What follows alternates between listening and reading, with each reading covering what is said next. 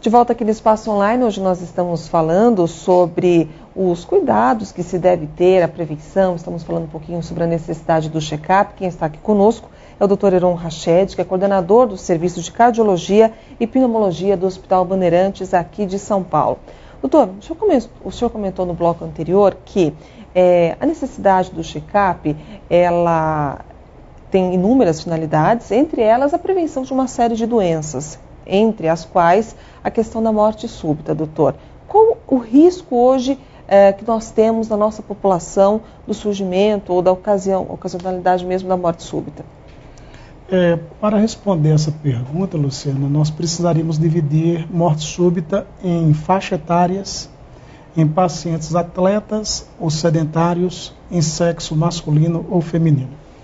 Por exemplo, sempre é muito noticiado quando acontece de um atleta famoso, às vezes até nem tão famoso, apresentar um quadro de morte súbita, e daí existe uma corrida aos consultórios, achando que houve um aumento na incidência de morte súbita.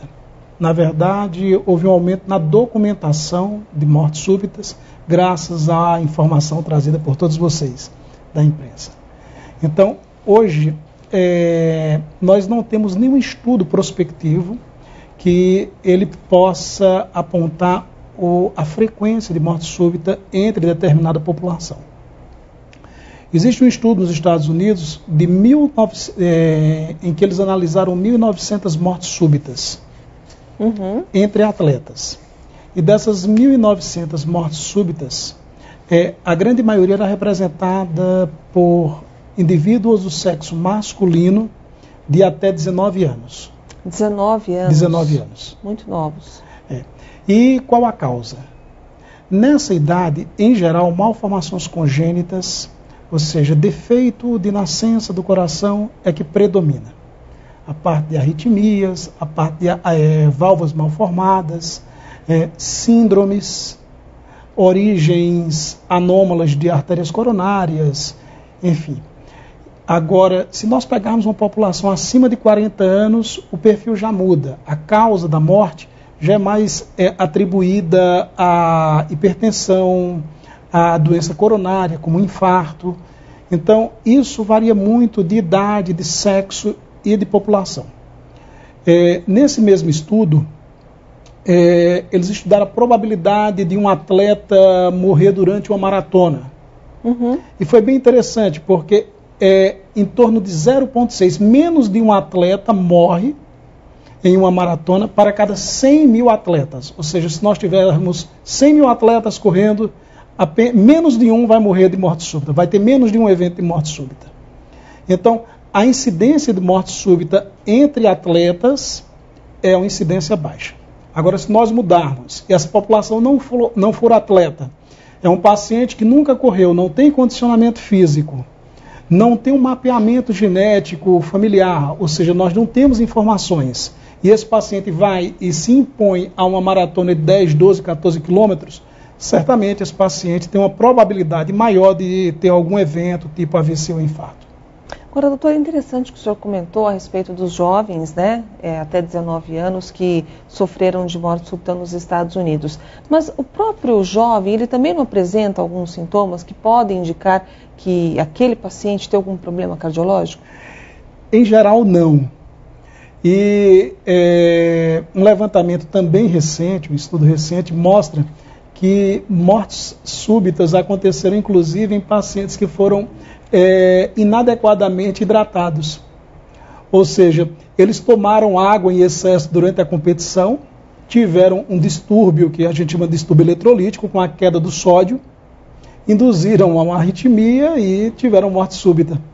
Ou seja, um paciente teoricamente saudável, que se impôs a uma atividade de esforço, hidratou de forma errada e teve como resultado a morte súbita. Quer dizer, esse paciente não tinha sintomas nenhum, esse paciente não tinha doença prévia. Ele criou uma condição durante a competição. E justamente porque ele estava sob uma intensa atividade, isso acabou acontecendo, favoreceu o surgimento do problema. E lógico, sem orientação, certamente era um atleta que não vinha sendo monitorado por um profissional de educação física, por um condicionador físico, um médico. não tinham hidratação adequada, muitas vezes a alimentação é totalmente inadequada. Então, tudo isso forma uma gama de fatores que predispõem ao aparecimento da morte súbita. Por isso que é muito complicado a gente conduzir um estudo prospectivo numa população para detectar, para poder documentar o número de mortes súbitas nessa população. E um check-up desse jovem não poderia ter adiantado o problema, doutor? A sua pergunta é fantástica. Certamente não. Certamente esse jovem poderia sair do consultório com um atestado de saúde, ou seja, está apto a fazer atividade física, e a hidratação de forma inadequada poderia ter precipitado, e não tem como de maneira nenhuma o médico prever, antecipar essa situação. Nós não temos mecanismos para identificar uma situação dessa. E o que se pode fazer, então, para prevenir que aconteça esse tipo de problema com os jovens? Se você quer ser um atleta de alta performance, você precisa ter um condicionamento monitorado por um profissional habilitado.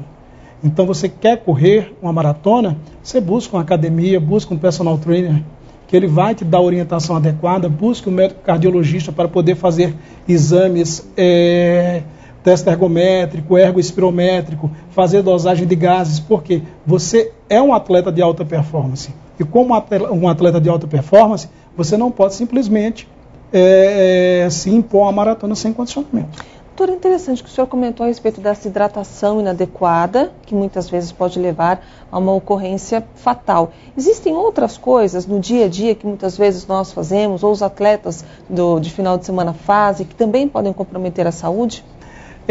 Quando eu falei em hidratação inadequada, eu me referi ao excesso de água que ele tomou.